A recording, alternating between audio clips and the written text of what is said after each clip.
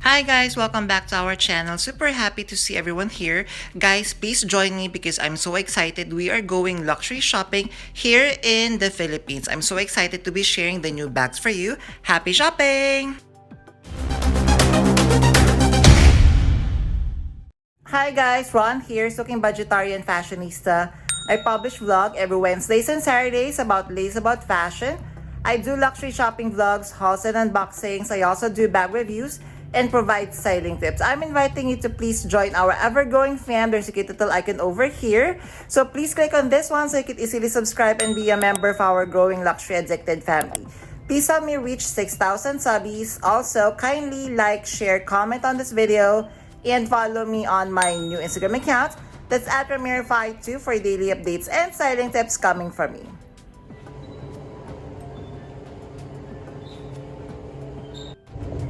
$84,000 for this. Okay, don't see that.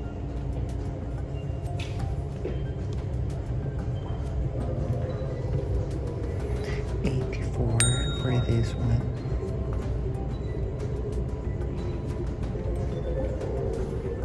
We have Alexander Wang. Oh, this is nice. With the classic stud details. So they have Jacquemus here, guys. So this is 88,000. They have a bigger one for 130K. This is super cute. It doesn't have any logos. Kind of reminds me of Miu Miu or the Row bag. What do you think? Also, Coach bag. So this is the bigger one, guys. So this is the smaller, the 80,000, and this is around 130K. Super cute detail.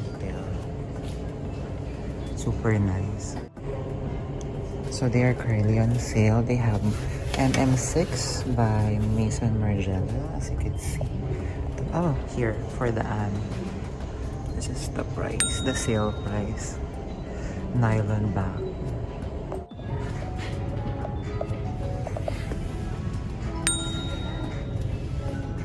Roll bags.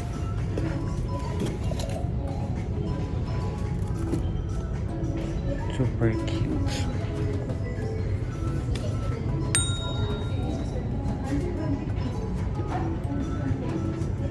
Super nice roll bags, guys. So here, let us check out what's on display here at Celine. Love this new top handle bags. So guys, with the new creative director of Celine, are you going to purchase these bags? I think they still look classic, although I can't wait for the new releases of Celine. Love the top handle bag. So let us check out some window display here at DIOR. Love actually the display. So chic, kind of reminds me of the old and classic Monsieur Christian Dior. So here we have some Lady Dior bags. So very first one. So we have a patent leather Lady Dior. And then here we have a Lady D Joy with the embroidery and another patent leather bag. Super cute. So let us check out some display here at LV. It's been a while, guys, since I visited Louis Vuitton store here in the Philippines. Unfortunately, I cannot vlog inside the store anymore here.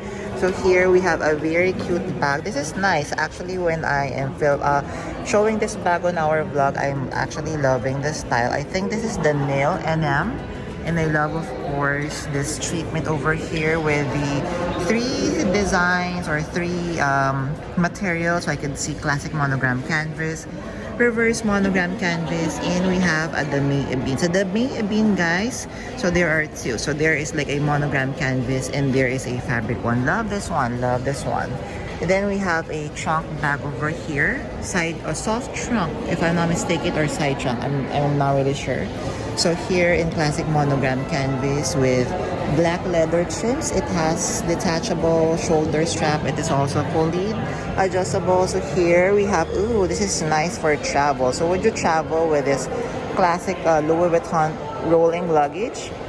And just look at the back. So the back here, the window display. So it is like a plane. So it says LV 1854. And it has this Louis Vuitton trunk in epi leather material. Super cute. Here is the display for Louis Vuitton women. So we have, of course, the rolling luggage. Oh, this is so cute. Just look at the motorbike here made of Louis Vuitton trunk. How ingenious this display is. Just look at this one and green at the leather. So I cannot see any bags that they are displaying, but this is really cute. This is really cute. Just look at the LV flower detail. This one. And then of course we have, oh, this is nice. I'm not really sure of the name of this Louis Vuitton bag. If you guys are familiar with the name of this, kindly comment down below. But this is really chic. So it is a shoulder bag style, and it's like a Chanel flap bag. You could wear it as a shoulder bag, and you could wear it as a crossbody bag like this. So guys, I'm just looking at Fendi over here, and here is the rebirth and the return of the spy bag. So how do you feel about this one? I think they are, of course, riding the train of the Bottega bag. Kind of forgot the name, but the shoulder bag style. So of course they are reinventing the Fendi spy bag. So I'm not really sure how I feel about this bag yet. So I think I need to take a closer look first. Guys, so what do you think of Fendi's Labubu over here? Super giant, as you can see. Guys, so let us check out some bags here at Loewe. I love Loewe. The people are very, very kind. So this is one of the newer collections of Loewe right now, the one that I'm going to show you. So this one is made of lambskin leather. So I think it's the first time that they are doing a puzzle bag in lambskin leather. I was able to touch it, and it is really, really soft. So here is another lambskin puzzle bag, like in the burgundy or cherry color. Super, super beautiful, super nice, guys. You should try it. Although for me, I would still prefer the full green leather Loewe puzzle bag, because I'm imagining myself, if I'm going to purchase this bag, I would be using it for travel. So I really want something hard wearing, and a lambskin puzzle bag would be very delicate for me. $265 for lambskin puzzle. Pero this na comes with na yung ganito. Yes. Kasama na. Parang yan na yung pinaka-charm ng So this one size is small. So 219. This one doesn't come with. This one, this is cute. This is from the anniversary edition. So this is around 260. This is made of suede leather. Okay, love the top handle. And this is 219 with green, and this is 39. Can I try? Ayan. Size small, guys. I want a puzzle bag.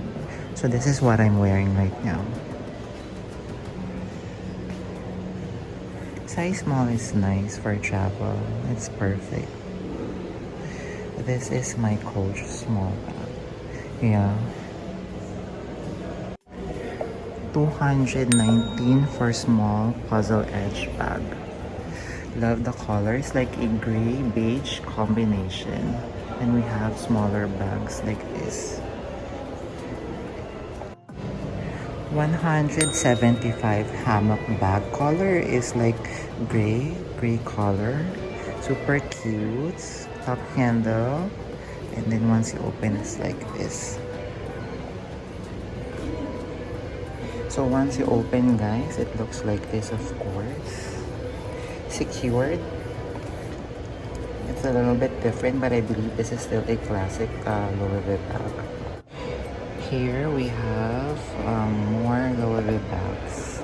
These are the newer designs, although I would still stick with the classics like the puzzle bags. Oh, this is nice. And of course, they have these bags over here. Then we have classic bags like this. Super cute. So this one in fine calfskin leather, 219 for a small size. Super cute with silver hardware. And this is the bigger size of this one. Look at this one, guys. Super cute. Here are some more bags at Loewe. Just look at this one. So I'm not sure what the collection of this. Just look at this. It's made of denim and it has some embroidery details. Very classic J.W. Anderson. And just look at the bees. Oh, super cute. The charms, but of course it's around 800 to 1,000 USD for a bag charm right now. So I'm going to stick with my Labubus from Pop Mart, which I'm so perfectly fine with. So here we have a basket bag. I think this is a Paula Ibiza collection. Again, don't quote me on that one. This one is cute with the ruffle details and of course super cute.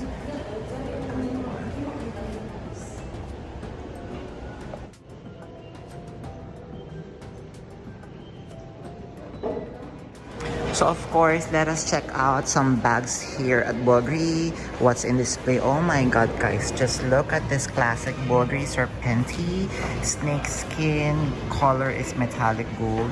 So just be careful with this one, guys, because of course, it's very pretty. To be honest, I'll be choosing this one, but snake skin and metallic gold, oh, it would be so delicate. And we have here a classic top handle Serpenti bag. So yeah, in color white, super nice and smooth leather. I love of course the white snake class that they're used for the bag. So let us check out Coach, guys. They have amazing selection and of course they have sale. So let's check it out.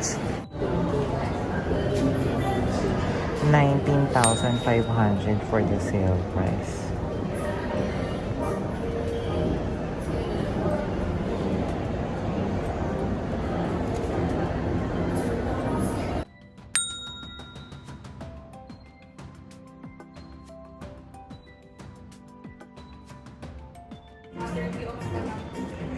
Guys, just look at this one. Oh, this is the one that I was looking for before.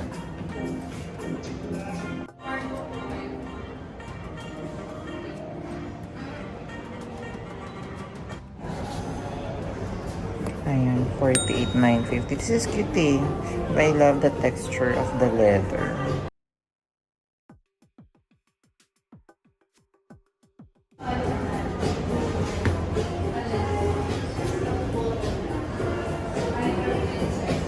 This is cute, guys. The heart bag.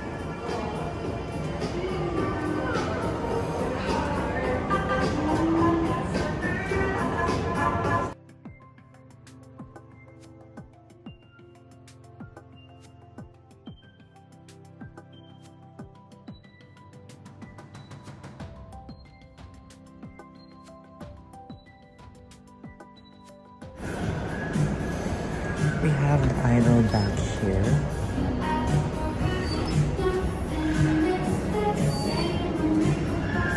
Super cute. So I'm talking loudly because there is loud music. Ooh, this is nice. I remember this.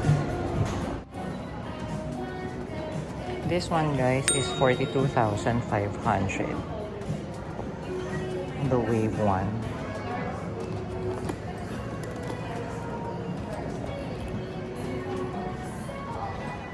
42,500 for this. Here are some of the bags. So this section over here, this is the one that we have tried on a while ago and most of it are on sale. Although to be honest, guys, purchasing here is a little bit more expensive if, for example, you're going to compare it to outlet Coach prices. So let us check out some bags here at Marc Jacobs. They have very cool selection, so let's go in. 37,200. 37,200. So I'm talking loudly because there's loud music over here. Cute.